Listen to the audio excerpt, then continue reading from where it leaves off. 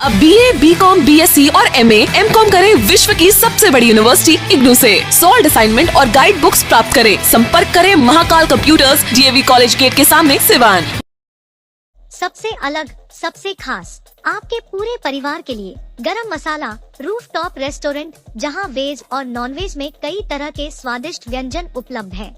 एकमात्र ऐसा रेस्टोरेंट जहां एक साथ इंडोर में 70 लोग और आउटडोर में 100 लोगों के बैठने की है व्यवस्था। होम डिलीवरी की भी सुविधा। बनानी हो बर्थडे पार्टी, एनिवर्सरी पार्टी या मीटिंग तो आज ही बुक करें। गरम मसाला रूफटॉप रेस्टोरेंट, HDFC बैंक के सामने, पेट्रोल पंप के ऊपर, बबुनिया रोड, सिवान। Mobile number 9693496921। अब मात्र 888 रूपए के EMI पर घर ले जाएं। LED TV, fridge, washing machine, AC, cooler, RO, battery inverter, laptop और मोबाइल। AC में 22,000 तक की विशेष छूट। LG बेस्ड शॉप, जिम्नी सेल्स के ऊपर, नील कमल फर्नीचर शोरूम में महालगन पैकेज, जिसमें बेड, गद्दा, अलमीरा, ड्रेसिंग टेबल, बेड टेबल अब मात्र 59,990 से शुरू। फर्नीचर में 40% तक की विशेष छूट। आज ही चले जिम्नी सेल्स, पुरानी किला के पास, बबुनिया रोड, सीवा। Mobile number 9931880030, 9973187309। नमस्कार, ATN लाइव में आपका स्वागत है। मैं कैलाश कश्यप आपके साथ एक नई डिबेट के साथ आपके सामने मौजूद हूं और आज हम चर्चा करेंगे कि जिस तरह से पूरे देश में जो एक नया सिस्टम चल रहा है, बुलडोज़र और भी बहुत सारी बातें हैं, उनको लेकर के हम भारतीय जनता पार्टी के वरिष्ठ नेता जोगेंद्र सिंह जी के पास बैठे हुए हैं और हम उनसे बातचीत करेंगे कि आज देश में जिस तरीके से चाहे बुलडोज़र की बात हो रही हो या फिर जिस तरह से पत्थर की, हनुमान चालीसा की, हनुमान, मुसलमान और क्या क्या आजकल टीवी पे जो डिबेट चल रहा है, उसको लेकर के कहीं ना कहीं जो देश है वो समझ नहीं पा रहा है कि आखिर हम जा कहाँ रहे हैं। तो भारतीय जनता पार्टी के वरिष्ठ नेता जोगेंद्र सिंह जी हमारे साथ मौजूद हैं। हम उनसे कुछ सवाल करेंगे और देखेंगे कि क्या इनका जवाब होता है।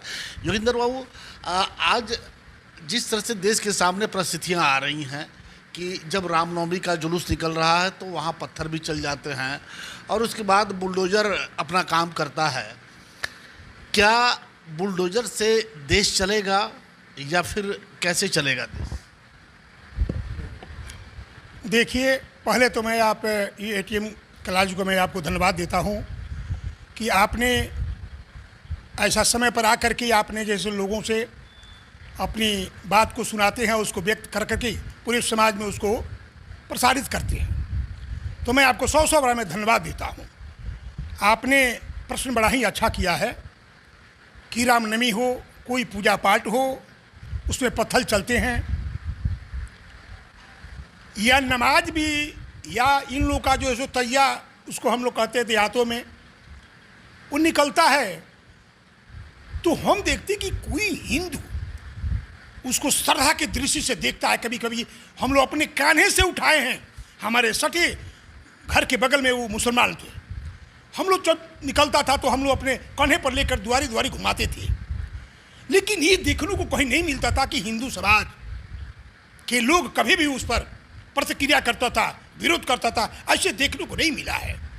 लेकिन क्या हुआ इस भारतवर्ष में रहने वाले लोगों को कि जब तजिया पे जब हम नहीं कुछ करते हैं, इन लोगों का कोई भी फंक्शन होता है, जो भी पर्व होते हैं, हम कुछ लोग नहीं करते हैं, प्रतिक्रिया नहीं करते, स्पष्ट बात है। और आज रामनवमी हो, दुर्गा पूजा हो, जो भी पूजा होता है दशहरा में, चाहे जो भी पूजा पाठ होता है हिंदुओं का, ये लोग जब जो जुलूस निकलता है उस पर पत्थर लोग चलाते हैं। ये बहुत शर्मनाक है और इसको जानते हैं प्रशासन या सरकार। बुलडोज़र जो चलाती है नियम संविधान के अनुसार चलाती है, ये चलना चाहिए। सत्ता के हाथ में ऐसा बात होना चाहिए। यदि SP के बीला से कोई नहीं डरे तो SP जिला में कहा जाएगा। सरकार के यदि बात से, उसको सिद्धांत से, सरकार के नियम कानून से यदि कोई इसको डर नहीं रहेगा तो शासन नहीं चलेगा, देश नहीं चलेगा और राज नहीं चलेगा। जोगिंदर बाबू, आप बड़े लंबे समय से भारतीय जनता पार्टी के एक कार्यकर्ता, एक नेता रहे हुए हैं। कहीं हमारे संविधान में कहीं बुलडोजर का जिक्र है क्या? देखिए, हर चीज में बुलडोजर का जिक्र नहीं है। हर चीज जिक्र से ही नहीं चलता है। सरकार अपने संविधान के अनुसार में चलता है, कुछ नियम चलता है, कुछ अपने भी नियम बनाने पड़ते हैं और नियम में सुधार करके उसको लागू किया जाता है। तो ये नियम किसके लिए है? एक व्यक्ति विशेष के लिए, एक व्यक्ति संप्रदाय के लिए, या ये नियम सब पे लागू हो? ये सब पर लागू, चाहे हिंदू हो, चाहे मुसलमान, सिख हो, चाहे ईसाई, जो भी ऐसा काम करेगा, कुकर्म करेगा, वो आतंकवादी है, वो हिंदू विरोधी है, समाज के, इस भारत माँ के विरोधी है। उसको लागू होना चाहिए, चाहे जो भी कोई भी जात हो। बिल्कुल लागू होना चाहिए।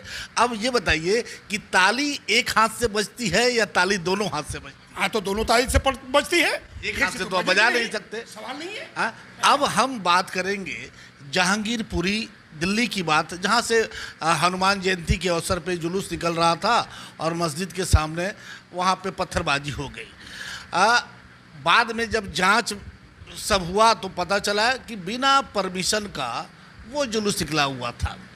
और हद तो तब हो गई जब कल अयोध्या में वहाँ का एडमिनिस्ट्रेशन वाकई साधुवाद का पात्र है कि वहाँ पे 7 लोग पकड़े गए। एक मस्जिद के सामने धार्मिक ग्रंथ और कुछ आपत्तिजनक चीज़ें फेंकी गई। माहौल बिगाड़ने का प्रयास था, लेकिन वो सक्सेस हो नहीं पाए। सीसीटीवी कैमरे रिकॉर्डिंग में आ गए और उसके आधार पे वो सारे 7 लोग, अभी 4 लोग फरार हैं, 7 लोग पकड़े गए हैं। अब ये, और 7 के 7 हिंदू हैं। अब बताइए कि क्या इनके घर पे भी बुलडोजर चलेगा? एकदम चलेगा। जो भी हिंदू हो, चाहे मुसलमान हो, सिख, हमने आपसे कहा ना, जो ऐसा कुकर्म करता है, काम करता है, वो बुलडोजर चलना चाहिए। ये नहीं कि एक व्यक्ति पर ही बुलडोजर चलेगा, ऐसा बात नहीं है। नियम सबके लिए है, एक्ट सबके लिए है। लेकिन आपने जो इसके पहले आपने कहा था कि दिल्ली में जो निकले थे जुलूस, उस पर मस्जिद के आगे रोड़े चले थे, सब चले थे, अनुमति नहीं था। देखिए कि मानवता भी कोई चीज़ होती है। यदि उनका जुलूस निकले, मुहर्रम का चाहे जिसका भी हो, अनुमति ले न ले, एक मानवता की बात है। वो हिंदू का है जुलूस, निकले, एक मानवता की बात है। हो सकता है कि नहीं ले, लेकिन उस पर पत्थरबाजी नहीं होना चाहिए। चाहे जो भी पत्थरबाजी किया है वो घृणित है, उसको दंडित करना चाहिए, उसको दंड मिलना चाहिए। लेकिन उधर के पक्ष का ये कहना है, और कुछ वीडियो फुटेज भी सामने आया था कि जैसे ही उसके पहले 2 जुलूस निकल चुका था, जा चुका था वहाँ से, जैसे ही तीसरा जुलूस आया, उसमें आपत्तिजनक नारे लगने लगे और उसके साथ तलवार वगैरह लेके लोग तरह तरह की बातें करने लगे, जिससे माहौल बिगड़ा। तो कहीं ना कहीं दोस्त तो दोनों तरफ से होता है। देखिए, ऐसा होता है कि कहीं उस माहौल को बिगाड़ने के लिए कुछ हमने ऐसा भी देखा है। आप सिवान में भी, आप तो पत्रकार है, बड़े बृहद, आप बहुत, आप बुद्धिजीवी आदमी हैं। एक आप पत्रकार में जिला में आपका नाम नंबर 1 में आता है। आप इस बात को अच्छी तरह जानते हैं, हम भी जानते हैं, लोग भी जानते हैं। आपके मुंह पर आपकी प्रशंसा नहीं करनी चाहिए, लेकिन लोग आपकी बड़ी प्रशंसा करते हैं इस मामले में। आप जानते हैं कि कुछ लोग ऐसे जुलूस में जाते हैं कि विरोधी पक्ष के लोग भी वो जा करके उसको दिग्भ्रमित करने के लिए, उसको बिगाड़ने के लिए ऐसा करते हैं। आप सिवान में भी देखा है। तो वही साजिश करके हिंदू समाज को बदनाम करने के लिए, या उस जुलूस को, उस पर वो लोग पत्थर चलाए और चलवाए भी। मान लीजिए कोई निकल कर जाता है तो स्वाभाविक है, जुलूस निकलता है, उसमें कुछ ऐसे आतंकवादी ढुक जाते हैं, ऐसे लोग मिल करके ढुक जाते हैं और उसको बदनाम करने के लिए काम करते हैं। आप जानते हैं अच्छी तरह, ये भी हुआ है, ये नहीं भी कहता, लेकिन ये भी होता है। सिवान का सबसे विश्वसनीय भारत स्टोर, दरबार market, main road, Siwan. Bharat store में मिलेंगे Realme, iPhone, OnePlus, Oppo, Vivo, Samsung के साथ और भी कई कंपनियों के मोबाइल। 0% फाइनेंस की भी सुविधा। आज ही चले और अपना मनचाहा हैंडसेट ले। भारत स्टोर, दरबार market, main road, Siwan. Mobile number 9709945529 8789312293। Furnishing की दुनिया का बेताज बादशाह जैन फर्निशिंग, घर वही अंदाज नया। आपके घरों को सजाने के लिए जैन फर्निशिंग लाया है डिजाइनर पर्दा, बेडशीट, मैट, कालीन, कारपेट, कंबल, कंफर्टर, तौलिया, sofa cover, cushion cover, mattress, दोहर, फ्लैनो, ब्लैंकेट, और तो और आर्टिफिशियल फ्लावर पॉट एवं और भी बहुत कुछ। तो आज ही चले Jain furnishing, Umashankar Singh petrol pump के सामने, Chhapra road, Siwan. Mobile number 061543566333।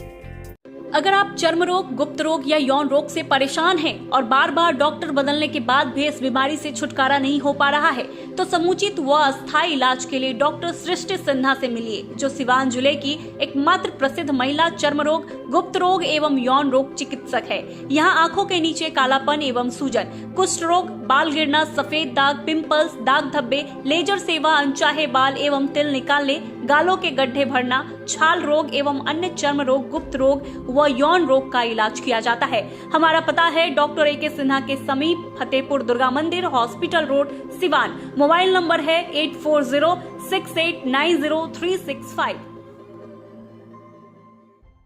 अब जोगिंदर बाबू सवाल ये उठता है कि जहां आज देश में बहुत सारी समस्याएं हैं, महंगाई चरम पे है, भ्रष्टाचार पे अंकुश नहीं है, और भी बहुत सारी समस्याएं हैं, और इन सारी समस्याओं से अलग आज हम हनुमान चालीसा यहाँ पढ़ेंगे, वहाँ पढ़ेंगे, और पढ़ने का आलम यह है कि अगर हनुमान चालीसा आपके हाथ में नहीं है तो आप सही उच्चारण भी नहीं कर पाते हैं।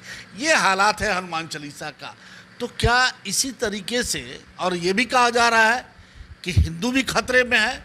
अब ये समझ में नहीं आ रहा है कि आखिर भारतीय जनता पार्टी की सत्ता आने के बाद से हिंदू खतरे में क्यों पड़ गया।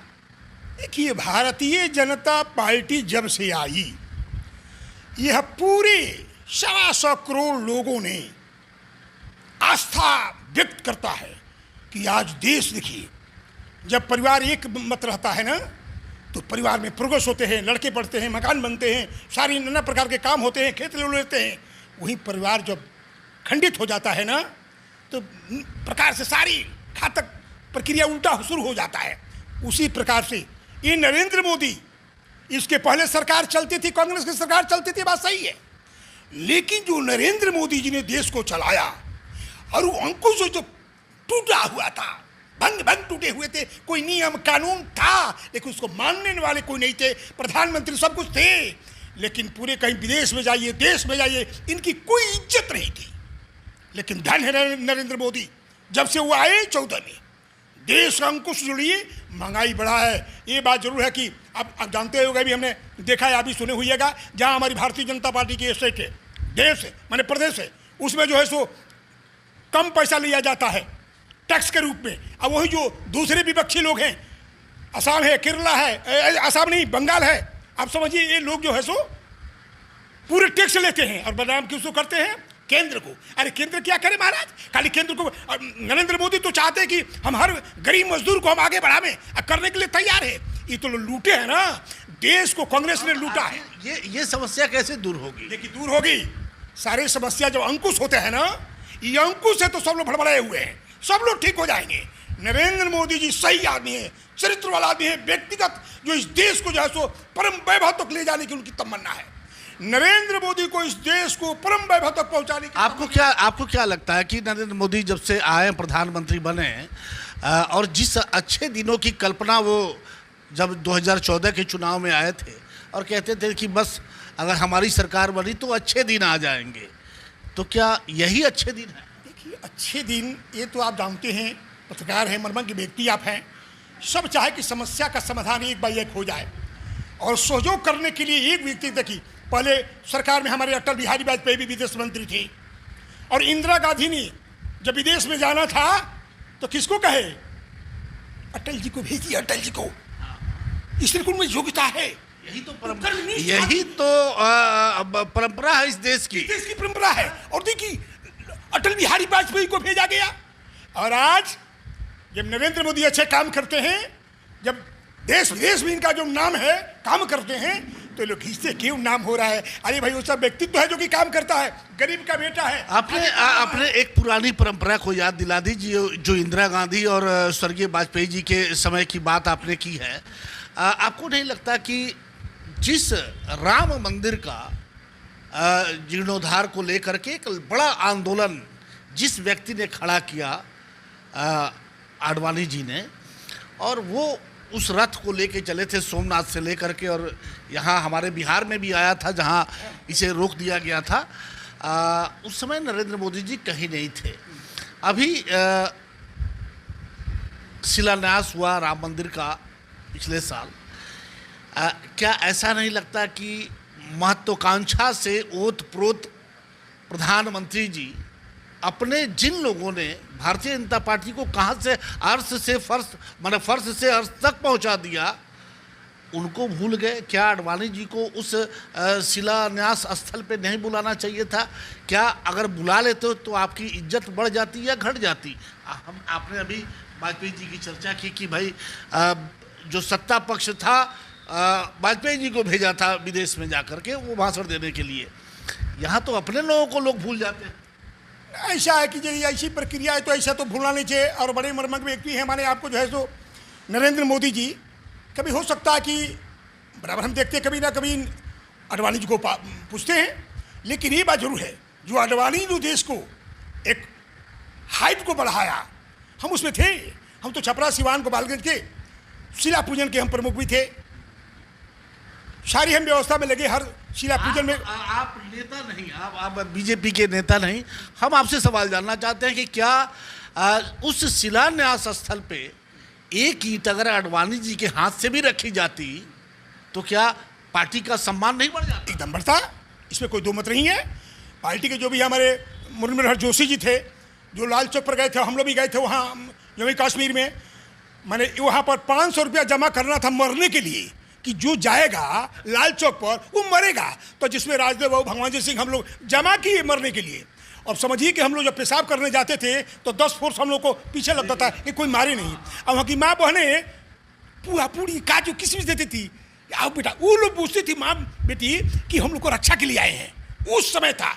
लेकिन लाल कृष्ण आडवाणी जब राष्ट्रीय अध्यक्ष से वहाँ पर गए थे, हम लोग भी गए थे वहाँ, और आपको लाल कृष्ण आडवाणी, मुरली मनोहर जोशी थे राष्ट्रीय अध्यक्ष उस वक्त जब लाल चौक पर राष्ट्रीय झंडा फहराना था। आडवाणी भी कहते, सब लोग गए थे। आप जो है सो नरेंद्र मोदी जी भी गए थे, जिसमें एक बार ही हुआ था कि जो हेलीकॉप्टर से जाएंगे, वहाँ के प्रशासन ने कहा, उस वक्त की मैं बात कहता हूँ, अनाउंसमेंट किया कि मैं जो इस हेलीकॉप्टर से लोग जा रहे हैं तो मैं इन लोग को सुरक्षित राष्ट्रीय झंडा फहरवा दूंगा और फिर लौटा दूंगा, लेकिन बाकी लोग जाएंगे उसकी जिम्मेदारी हमारी नहीं होगी। वही हुआ तो हम लोग को रोक दिया गया, पहाड़ का यदि बहुत बड़ा गिर गया, रोडें जाम हो गया। ऐसा ही जब नहीं जाना था तो हम लोग वहाँ नहीं जा पाए, हम लोग इधर रह गए। खैर अब ये बता दीजिए कि आज जिस तरह से देश की जो हालात है, एकदम आपस में जो भाईचारा है वो खत्म होता जा रहा है। आपको नहीं लगता कि कहीं ना कहीं इसके लिए सरकार जो है वो दोषी है? देखिए, सरकार इसके लिए दोषी नहीं है। देखिए, सरकार, नरेंद्र मोदी जी अपना चाहते कि खून पसीना दे करके सरकार के जो अंग हैं, जो नेता हैं, वो हनुमान चालीसा और ये वो क्या आलतू फालतू बात।